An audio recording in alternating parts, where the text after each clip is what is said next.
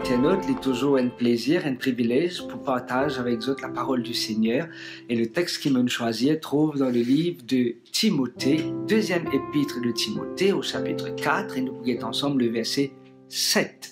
Ici, c'est l'apôtre Paul qui peut adresser à Timothée, celui qui a autant d'expérience, peut adresser avec celui qui débute sur l'expérience, celui qui a un long parcours avec Dieu et celui qui commence maintenant ce cheminement avec Dieu. Et l'apôtre Paul peut dire dans le verset 7, « J'ai combattu le bon combat, j'ai achevé la course et j'ai gardé la foi. » Dans sa passage, dans sa verset-là, il y a tellement de messages important pour vous autres aussi bien que pour moi. Chaque mot dans ce texte-là, l'y interpelle moi pour réfléchir que chacun d'entre nous nous livrait à un combat. Pour celui qui a envie d'une connexion avec Jésus, il prend un combat pour lever chaque matin, pour imposer lui-même une discipline, pour qu'il rentre dans une relation intime avec Dieu à travers la prière et la lecture de sa parole.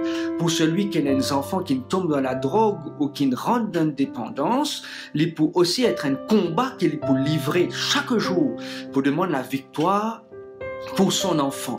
Pour celui qui, ce madame, il finit diagnostiqué avec un problème de santé, il peut être un combat pour placer l'épouse entre les mains du Seigneur chaque jour.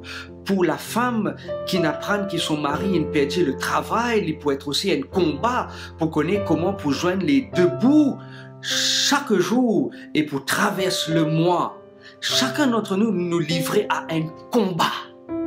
Il est important qu'ils nous combattent le bon combat, mais ce qui est important et ce que l'apôtre Paul a envie de nous retenir, c'est pas seulement le combat, mais surtout c'est de garder la foi dans le combat. Et c'est quoi garder la foi dans le combat?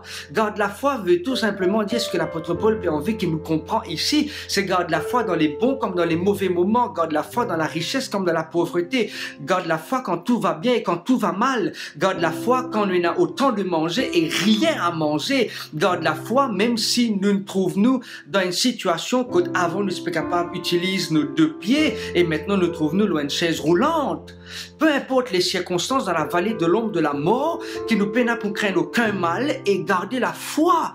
Ma prière, pour toi aussi bien que pour moi-même en cet instant, pour toi qui débute peut-être la journée ou peut-être qui complète ou termine la journée, qui nous capable de livrer un combat à la gloire du Seigneur et par-dessus tout, c'est garde la foi dans chaque combat qui nous livrait. Et qui nous capable, laisse le Seigneur trappe nous la main dans son main, marche avec nous, chemine avec nous et donne-nous la victoire chaque jour. C'est ça le souhait le plus sincère qu'il m'a formulé pour toi aussi bien que pour moi-même. La prière qu'il m'a formulée pour toi mon ami, aussi bien que pour moi-même, qui nous capable de combattre le bon combat, achève la course et garde la foi au nom de l'Éternel notre Dieu Tout-Puissant. Amen.